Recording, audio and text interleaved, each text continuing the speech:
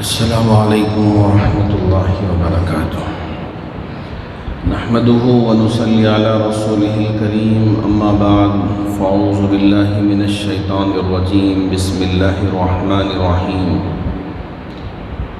انا انزلناہ فی لیلۃ القدر وما ادراک ما لیلۃ القدر، لیلۃ القدر خیر من الف شہر، تنزل الملائکۃ والروح فیہا بإذن ربہم من کل امر، سلام ہی حتی مطلع الفجر، صدق اللہ مولانا العظیم۔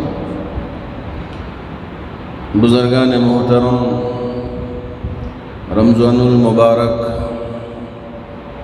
ہم سے بہت جلد رخصت ہونے والا ہے۔ ہم اور آپ اس وقت آخری عشرے میں پہنچ چکے ہیں۔ رحمت کا عشرہ بھی ہم سے رخصت ہوا، مغفرت کا عشرہ بھی ہم سے رخصت ہوا۔ ابھی جو تیسرا عشرہ ہے جہنم سے خلاصی پانے کا، اپنی گردنوں کو جہنم کی آگ سے چھڑانے کا، وہ عشرہ شروع ہو چکا ہے۔ اور اس آخری عشرے میں اللہ رب ذوالجلال نے اس امت کے لیے خاص طور پر ایک ایسی رات عطا فرمایا ہے جسے ہم اور آپ بہت اچھے طرح سے جانتے ہیں کہ اس کو لیلۃ القدر کہا جاتا ہے، جسے شب قدر کہا جاتا ہے۔ اللہ رب ذوالجلال نے اس رات کے سلسلے میں پوری ایک سورت اتار کے اس کی فضیلت بیان فرمایا۔ اللہ کے رسول علیہ السلام کے قلب اطہر پر اس وحی کو نازل فرمایا۔ بسم اللہ الرحمن الرحیم، انا انزلناہ فی لیلۃ القدر۔ یہ جو مبارک کتاب ہے، اللہ کی کتاب ہے، اس کو ہم نے قدر والی رات میں اتارا۔ پھر اللہ ہی سوال کرتے ہیں، وما ادراک ما لیلۃ القدر، لیلۃ القدر کیا ہے، اس کی حقیقت کیا ہے؟ اللہ رب ذوالجلال نے پھر جواب عنایت فرماتے ہیں، لیلۃ القدر خیر من الف شہر۔ قدر والی رات 1000 راتوں سے، یعنی 1000 الف شہر، 1000 مہینے عبادت کرنے سے جو اجر جو ثواب بندے مومن کو ملتا ہے، اگر اس ایک رات میں بندے مومن عبادت کرے تو اسے وہ ثواب مل جاتا ہے۔ دراصل بات یہ ہے کہ میرے آقا تاجدار مدینہ احمدی مصطفیٰ محمد مجتبیٰ صلی اللہ علیہ وسلم کے سامنے جب اللہ رب ذوالجلال نے پچھلے لوگوں کی امتوں کے عمروں کا ذکر فرمایا، جیسے نوح میں ہے 50 الف سنہ، پچھلی جو امتیں گزری ہیں ان امتوں کی عمر ایک ایک انسان کی 950 سال، 800 سال، 600 سال، 500 سال۔ اور میرے اور آپ کے نبی کے سلسلے میں فرمایا کہ تمہاری امت کے لوگوں کی جو عمریں ہوں گی ما بین 60 و 70، یعنی 60 اور 70 سال کے درمیان میں اکثر و بیشتر تمہارے امت کے لوگوں کی اور انسانوں کی عمریں ہوں گی۔ اگر کسی کو 80 مل گئے یا 90 مل گئے یا 100 مل گئے، 110 مل گئے، یہ تو اللہ کی طرف سے دیا ہوا عطیہ ہے، لیکن عام طور سے ہم اور آپ آج دیکھ رہے ہیں کہ 60 اور 70 سال کے درمیان میں رخصت ہوتے ہوئے نظر آ رہے ہیں۔ کبھی ایک کچھ اور بھی اضافہ مل جاتا ہے تو اللہ کے رسول علیہ السلام دل ہی دل میں سوچنے لگے، پچھلی امتیں ان کے لیے لمبی عمر اور عبادت کرنے کے لیے بھی موقع بڑا لمبا، تو یہ میری امت کے افراد سے آگے بڑھ جائیں گے۔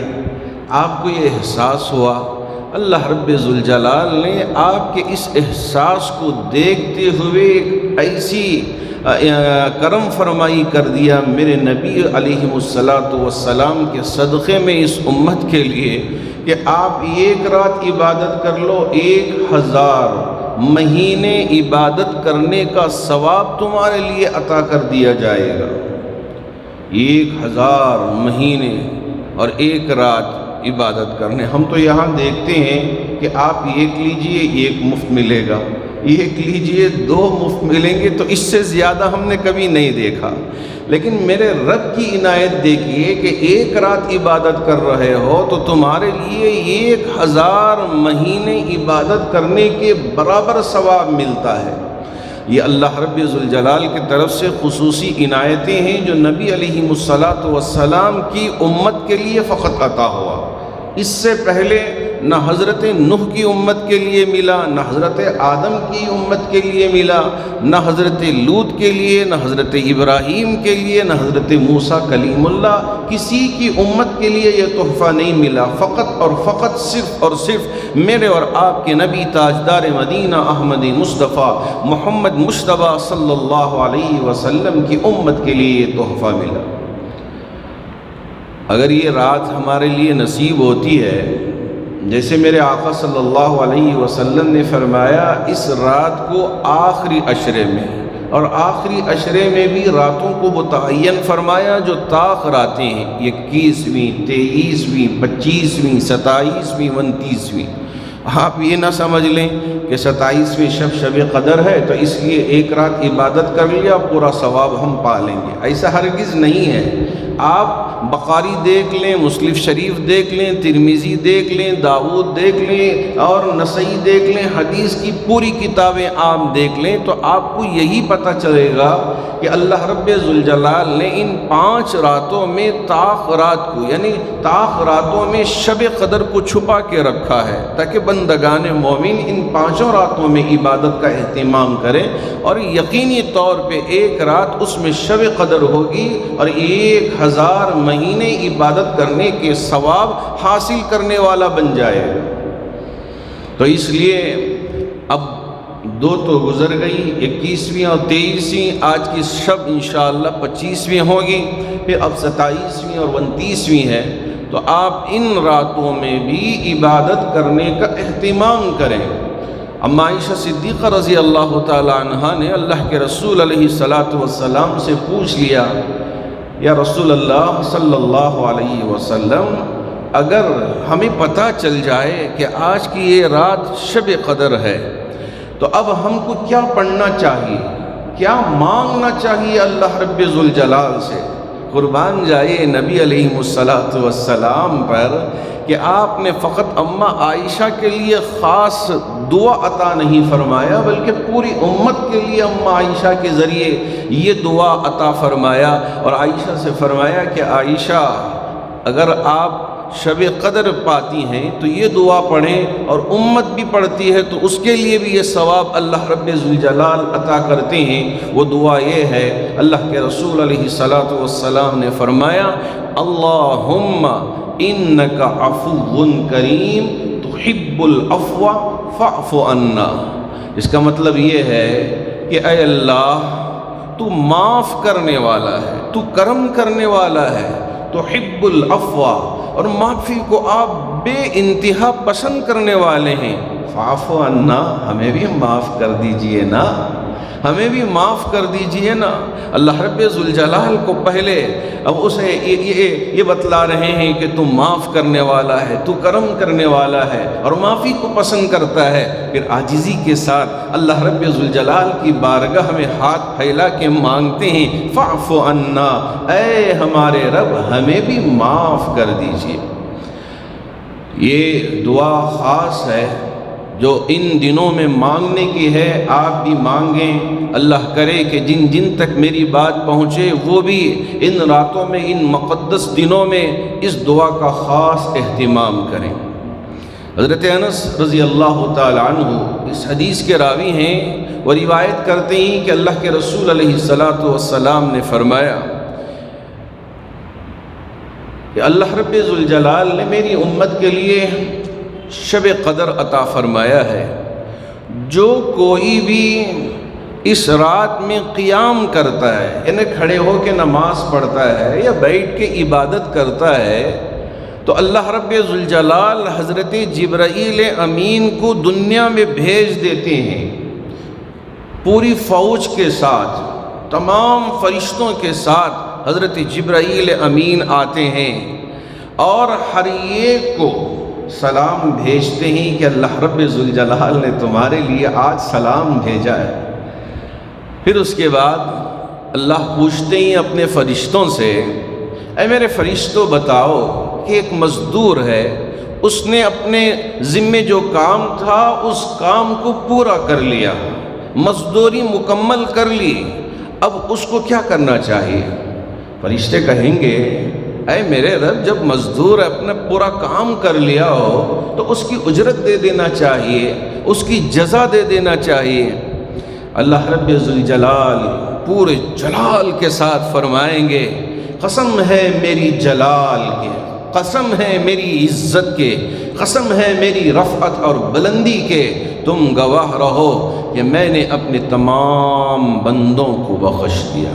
جو کوئی بھی عبادت کر رہے ہیں وہ مراد ہے، اللہ رب ذوالجلال کی بارگاہ میں دعا کر رہے ہیں، اور یہ بندے یعنی پورے عبادت کرنے کے بعد عید الفطر کے لیے اللہ کی بڑائی، اللہ کی کبریائی، اللہ کی حمد و ثنا بیان کرتے ہوئے عیدگاہ پہنچتے ہیں، اور اللہ رب ذوالجلال آسمانوں پہ فرشتوں سے یہ سوال کرتے ہیں کہ بتاؤ کہ جب مزدور اپنی مزدوری پوری کر لیا اور یہاں آ کر میری حمد و ثنا بیان کر رہے ہیں، میری کبریائی بیان کر رہے ہیں، اور مجھ سے ہونے کا یقین اپنے اندر لیے ہوئے مجھ سے مانگ رہے ہیں، تو اب ان کو کیا کرنا چاہیے؟ اللہ رب ذوالجلال فرماتے ہیں کہ ان کو بخش دیا میں نے، تم سب گواہ رہنا۔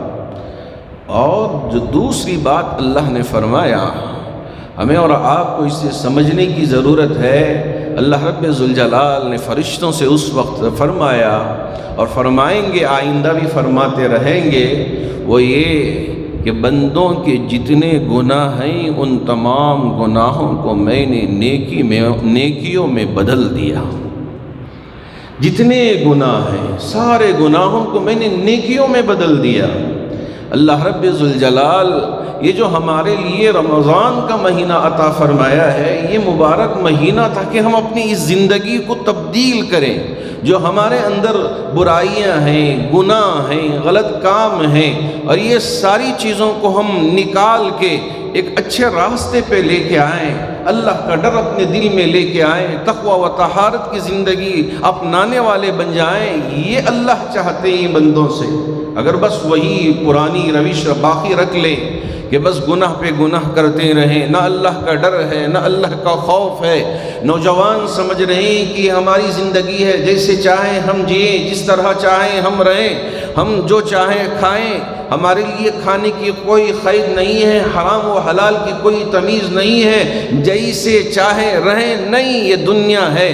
تھوڑا اللہ رب ذوالجلال نے یہاں حرام و حلال کا یعنی میعاد مقرر کر کے رکھا ہے، ایک ترازو مقرر کر کے رکھا ہے، یہ حلال یہ حرام، اور حرام بہت مختصر سی چیزیں ہیں۔ اگر بندہ ان ساری چیزوں سے، حرام چیزوں سے اپنے آپ کو بچا کے اللہ رب ذوالجلال کی بارگاہ میں پہنچتا ہے، اللہ رب ذوالجلال اسے وہاں جنت عطا فرماتے ہیں، اور ایسی جنت جس کا ہم یہاں دنیا میں تصور نہیں کر پائیں گے۔ جی ہاں، یہ آخری ایام اور خاص طور پر عید کا دن جب آئے گا، عید کا دن آنے سے پہلے بندے مومن کے لیے ایک اور کام بھی کرنا پڑتا ہے، وہ ہے صدقہ فطر کو ادا کرنا پڑتا ہے۔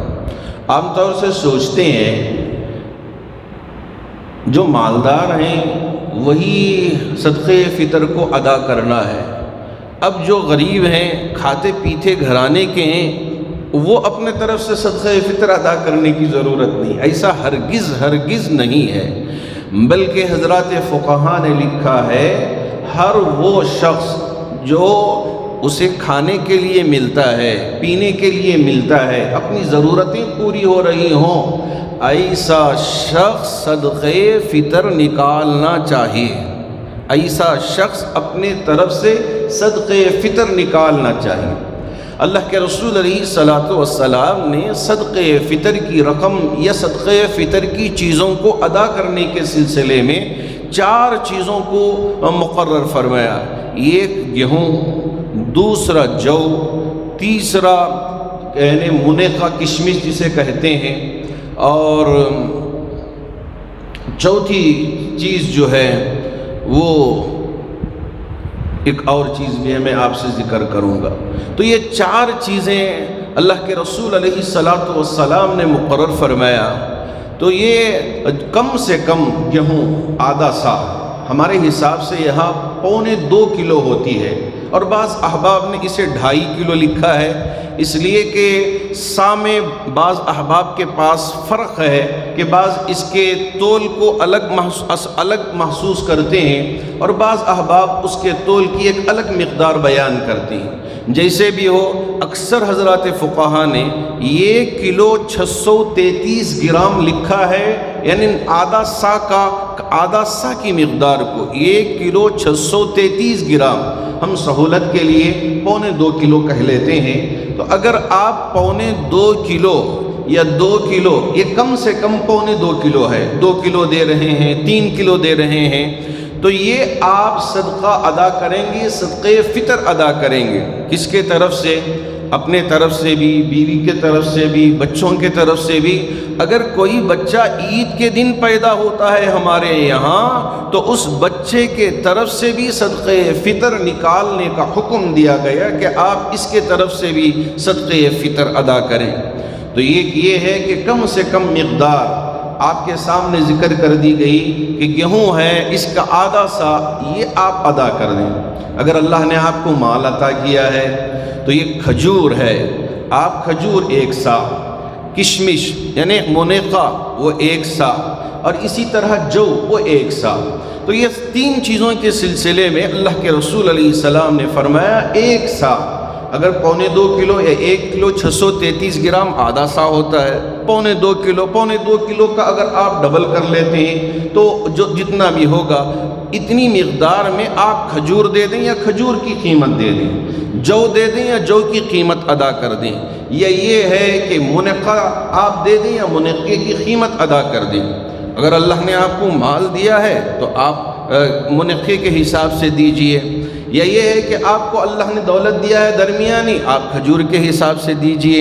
آپ کو اللہ نے جس معیار پہ رکھا ہے اس حساب سے صدقے فطر نکالنا چاہیے۔ اگر کوئی شخص ہے جسے ماشاءاللہ صبح و شام اچھی گزرتی ہے، اس کے لیے کھانے پینے کی کوئی تنگی نہیں ہے، تو فقط وہ گیہوں کے ذریعے صدقے فطر ادا کر دیا تو اس کا صدقے فطر ادا ہو جائے گا۔ مقصد یہ ہے کہ وہ غریب، وہ محتاج، وہ تنگ دست، اگر اس کا باپ بھی نہیں ہے، اب اس کا یعنی شوہر بھی نہیں ہے، بہت چھوٹے معصوم سے بچے ہیں، اب بہت پریشان ہے، ایسی صورت میں ایسے محتاج اور ایسی بیوہ کو آپ جا کے مدد کر دیتے ہیں، اس کے گھر میں کچھ خوشی آ جائے گی۔ ایسے محتاجوں کو تلاش کر کے، ایسے بیواؤں کو، مسکینوں کو، یتیموں کو تلاش کر کے آپ صدقے فطر ادا کرنے کی کوشش کیا کریں۔ سب سے پہلے دیکھیں کہ آپ کے خاندان میں اگر کوئی فرد ایسا ہو جو بہت تنگ دست ہے لیکن کبھی آپ کے سامنے ذکر نہیں کرتا، آپ جا کر بند مٹھی بتانے کی ضرورت نہیں ہے کہ میں میرے طرف سے، میرے بچوں کے طرف سے، میری گھر والی کی طرف سے، میرے ماں باپ کی طرف سے یہ پورا صدقے فطر آپ کو دے رہا ہوں، بتانے کی ہرگز ضرورت نہیں ہے۔ آپ نے دل میں نیت کر لیا، انما الاعمال بالنیات، ہم نے دل میں نیت کر لیا کہ یہ صدقے فطر کی رقم ہے، آپ نے ایک کور میں، ایک بند لفافے میں رکھ کر اپنے غریب رشتہ دار کو دے دیا، اسے احساس نہیں دلایا کہ میں میرے مال کا یا میرے بدن کا جو صدقہ ہے وہ آپ کو دے رہا ہوں، یہ احساس نہیں دلایا۔ آپ نے نیت کر لیا، آپ کے رب نے آپ کو جان لیا، اور آپ کے اوپر آنے والی مصیبتوں کو اس صدقے فطر کے ذریعے سے دور کر دیا۔ اللہ نے ان ساری مصیبتوں کو، وباؤں کو، بلاؤں کو آپ کے اوپر آنے والی دور کر دیا، اور آپ نے بند لفافے میں لے جا کر آپ کے رشتہ دار کو بڑی عزت سے دے دیا۔ ایک طرف اس کی ضرورت بھی پوری ہو رہی ہے، دوسری طرف آپ کے اوپر سے وبائیں، بلائیں بھی دور ہو رہی ہیں، اور آپ کے اوپر آنے والی مصیبتیں بھی دور ہو رہی ہیں۔ یہ ہے صدقے فطر کا مطلب، تاکہ غریب بھی، اس کی عید بھی، یتیم کی عید بھی اچھی گزر جائے، اس کے یہاں بھی جب آپ کے یہاں گوشت پک رہا ہو یا اچھا کھانا پک رہا ہو یا مرغن غذائیں پک رہی ہوں، تو غریب کے گھر میں ایسا نہ ہو کہ وہ پیاس کھا کے گزار۔ جی ہاں، ہمارے بڑے گزارے ہیں۔ حضرت عمر بن عبدالعزیز رحمۃ اللہ علیہ جب خلیفہ تھے، مسلمانوں کے خلیفہ اور ایک بڑے بر اعظم کے خلیفہ، یا میرے اللہ، بیوی نے رات میں ذکر کیا کہ کل عید کا دن ہے، آپ ذرا بیت المال سے 1 مہینے کی پیشگی آپ کی تنخواہ لا کر میرے پاس دے دیں تو بچوں کے لیے ذرا کپڑوں کا انتظام کر لوں، ذرا اچھا کھانے کا انتظام کر لوں۔ خلیفہ کی بیوی خلیفہ سے گزارش کر رہی ہے۔ حضرت عمر بن عبدالعزیز رحمۃ اللہ علیہ خزانچی کے پاس گئے، کہا کہ مجھے 1 ماہ کی پیشگی رقم میری تنخواہ میں سے دے دو اور ذرا کاٹ لینا۔ خزانچی نے کہا، حضرت اگر آپ مجھے یہ لکھ کر دے دیں کہ 1 مہینہ زندہ رہیں گے تو میں اٹھا کر 1 ماہ کی تنخواہ آپ کی پیشگی ادا کروں۔ اتنا احتیاط کرنے والے، جب جا کر ہی وہ دنیا اتنی پیاری تھی کہ ان کے دور میں صدقہ لے کے لوگ پھرتے تھے، کوئی صدقہ لینے والا ہے، کوئی زکوٰۃ کی رقم لینے والا ہے، کوئی نہیں ملتا تھا۔ اسی وجہ سے کہ جب خلیفہ ایسا ہوتا ہے اتنا احتیاط کرنے والا، اور اس کا خزانچی ایسا ہوتا ہے کہ آپ اگر لکھ کر دے دیں کہ 1 ماہ زندہ رہیں گے، میں آپ کے لیے دینے کے لیے تیار ہوں۔ حضرت عمر بن عبدالعزیز رحمۃ اللہ علیہ اپنے چہرے کو نیچے کر لیا اور واپس لوٹ کے آئے۔ بیوی سے کہا کہ میں کچھ انتظام کر نہیں پاؤں گا۔ بیوی نے کہا چھوڑیں۔ اب وہ بیچاری جو بھی ہے، ہاں ایسے تیسے گزارا۔ اب عید کا دن تھا، بچیوں سے ملاقات کرنے کے لیے خلیفہ تشریف لاتے ہیں۔ بچیوں نے اپنی اوڑھنی کو اپنے چہرے پہ اس طرح سے کر لیا۔ باپ نے پوچھا، بیٹی کیا قصہ ہے؟ میری بچیوں کیا قصہ ہے کہ تم اپنی اس اوڑھنی کو اپنے منہ پہ لگا رہی ہو، کیا بات ہے؟ بچیوں نے کہا، ابا آج عید کا دن ہے، ہم نے کچھ کھایا نہیں، صرف پیاس کھا کے عید گزار لیا۔ اب اس پیاس کی بدبو کی وجہ سے کہیں آپ کو تکلیف نہ پہنچے، اس لیے ہم نے اپنے اس پلو کو اپنے منہ پہ ڈال لیا تھا کہ آپ کو تکلیف نہ پہنچے۔ ایسا بھی عید گزارا ہے؟ جی ہاں، خلیفے کے گھر میں ایسی عید گزری ہے۔ اللہ کرے کہ ہمیں حلال کی سمجھ عطا فرمائے اور حرام سے بچنے کی توفیق عطا فرمائے۔ جب خلیفہ ایسا ہوتے ہیں تو خلیفے کے تحت میں رہنے والے لوگ بھی اسی طرح ہو جاتے ہیں۔ اگر حکومت میں رہنے والے بدعنوان ہو جائیں، ظالم بن جائیں، رعایا بھی اسی طرح ظالم بن جاتی ہے، بدعنوان بن جاتی ہے، رشوت خور بن جاتی ہے، حرام خور بن جاتی ہے۔ کیا کریں؟ اللہ کرے کہ اللہ رب ذوالجلال سب کو صحیح سمجھ عطا فرمائے۔ یہ جو وبائیں ہیں، یہ جو بلائیں ہیں، یہ مصیبتیں آ رہی ہیں، یہ اسی وجہ سے کہ ہم نے حلال اور حرام میں تمیز کرنا چھوڑ دیا۔ اللہ رب ذوالجلال نے ان ساری وباؤں کو ہم پہ مسلط کر دیا۔ اللہ کرے کہ ہر ایک امتی کو، ہر ایک مسلمان کو حلال و حرام کے درمیان تمیز کرنے کی توفیق عطا فرمائے۔ اللہ کا ڈر اور اللہ کا خوف ہمیشہ اپنے دل میں رکھ کر زندگی گزارنے کی توفیق عطا فرمائے، اور جتنے بیمار ہیں سب کو شفا عطا فرمائے، اور یہ جو وبا ہے اللہ رب ذوالجلال اس وبا سے جلد از جلد ہم سب کو برات نصیب فرمائے۔ آمین۔ وآخر دعوانا ان الحمد للہ رب العالمین۔